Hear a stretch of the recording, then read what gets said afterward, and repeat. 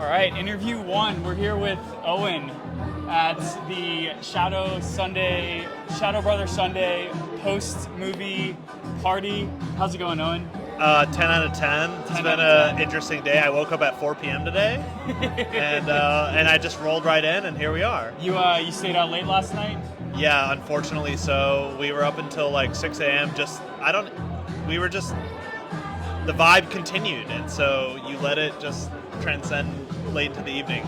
There was a Cuban guy named AJ, and he's very passionate about staying up extremely late, and I respect it, and I just FOMO'd into the evening, you know what I mean? Yeah, so we got lucky last night because I just approached you at the post Because of the sweater. Because of the sweater at the post-Shaggy event. And I just asked you if you knew about crypto, and it turned out that you did.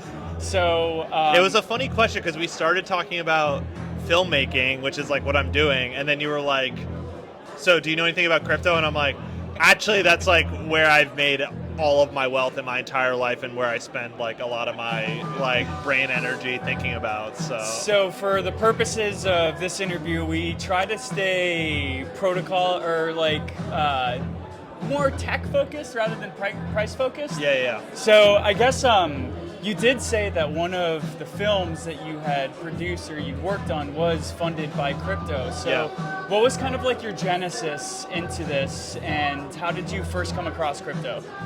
So I first came across crypto because a friend told me about this really interesting.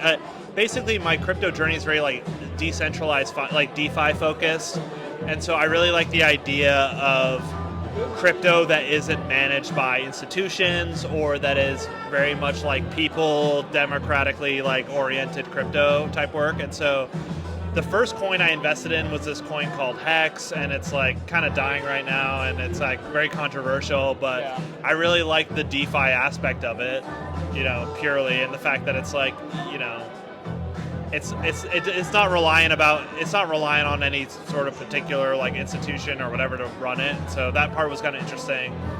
And then I sort of just kept getting more involved in the space and the technology. And with this movie project, we were finding all this friction with investment, right? Where it's like, oh, they have to wire money, or if they're from another country, how do they get the money to us? And it just was like created so many problems. And the cool thing about crypto, as you know, is like you could just instantly send from your wallet like any amounts of money like instantly and from anywhere in the world. And so it just really makes it like it's a purely globalized, simple system of just like financial fungibility, right? Yes. And so I was like, what if we got rid of that friction and made it so easy to just like, yeah, just send whatever amount to this film wallet, and then that film wallet investment could be wrapped in an NFT and be a pro rata distribution of profits from the film. That's awesome. But it's also kind of complicated because my lawyer was like, oh, maybe you've created like a legal stock exchange by like allowing yourself to be able to distribute value in this way. Yeah. Which also kind of frustrates me because I'm like a big believer in people just like economically interacting with each other in a consensual way. I know, controversial opinion, but like, you know what I mean? And so it's like, and that's part of what, like we were talking earlier, like, it makes me so frustrated living in the United States, where it's like, I feel like it is the future to limit this friction of people being able to like interact across the world with all this like financial fungibility. But it's like the governments and the regulators are like, they're so used to taking their piece of like their massive piece of the pie, and they just can't handle the fact that they like can't control it.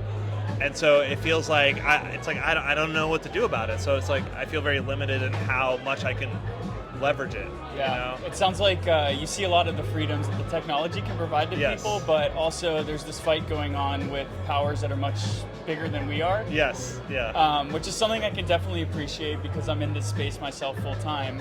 But since we are going to try and stay as tech focused as possible. Oh, sorry. No, it's totally fine. Like, I think this is a great way to figure out how people relate with the space that we're in.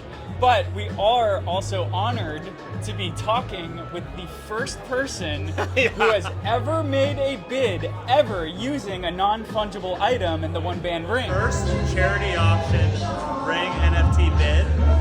Here we go. All right. Woo! Woo! You just made your bed, man. So what was your thought process like? What are just your general thoughts of what the bidding process was like, and how we're using the technology on the back So, end? yeah, good point. Let's pivot to the positives. So, I'm so glad we met because it introduced so much optimism in crypto's future in our like financial infrastructure, right? Because it's so cool that like on my ring finger right here is a method, a wallet, a way to like transact that people aren't aware of. And I was telling Dylan earlier that I was robbed in New York City, and they took my phone, and they knew phones are valuable, right? And they were like, I had my wallet installed on my phone, and I was fucking scared. Or sorry, I don't know if you can swear. I was freaking scared that they were gonna take all my money on my MetaMask, but because my phone happened to be cheap, they just stabbed it with a knife. Praise God, right? And but like no one would think like, oh, I'm just a good married man, married to my wallet, married to my tokens, right? But they would never think to like that this is where my financial wealth is like stored. And so I think it's like this, maybe a watch, or not a valuable watch, but like maybe something, whatever. It's like ways to like conceal your wealth in a way that it's like you won't lose it and will be easy for you to transact with, I think is so encouraging and so interesting, and I love everything about it. So I want to ask you, what was it like here?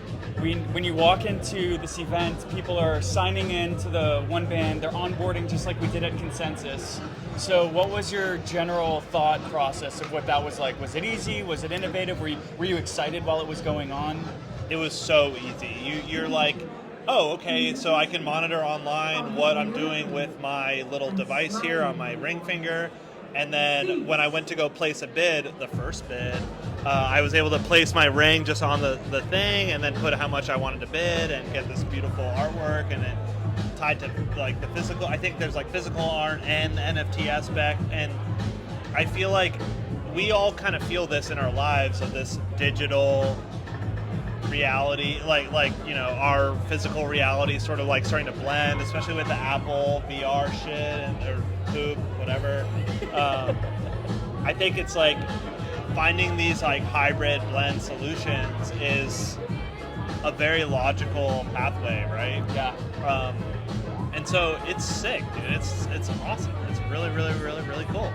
I wanna not take up too much time, so I wanna let you go back to the party. 5 minutes, right? Yeah. But there is one question that I want to ask. Are you going to be keeping an eye on your bid in case somebody outbids you? I should check soon because I did not bet enough for sure. I was talking to AJ and he was shaming me. He was like, "Come on, man, at least 500. Are you kidding me? You're an idiot." And I'm like, okay. He's like, "It's for charity. Where's your heart?" So yes, I need to monitor it. I probably need to up it.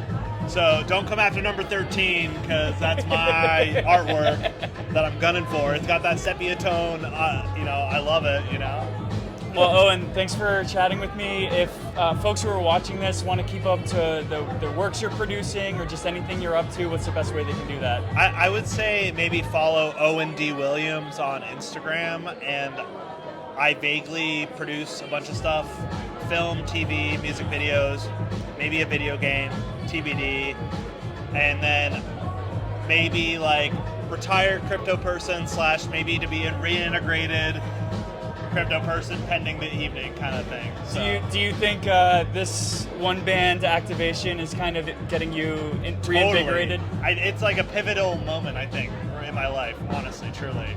And it's great to meet people not discouraged by all the crap happening right now. Binance stopping deposits like just yesterday, and all this like just constant attack, and it feels so discouraging. and the fact that there are people in the space just not discouraged, but just, hey, we are going to plow ahead. We know the technology is good. We know that it's real. We know that it's good, and we're just going to continue ahead and not care is like wind in my sails, you know? Yeah. So it's cool. It's really, really cool. Well, it's invigorating to hear that as well. Go back out there and make another bid. Okay. I'll up it. I'll double it. I won't say what it was, but I'll double it. But Cheers. cheers. Cheers.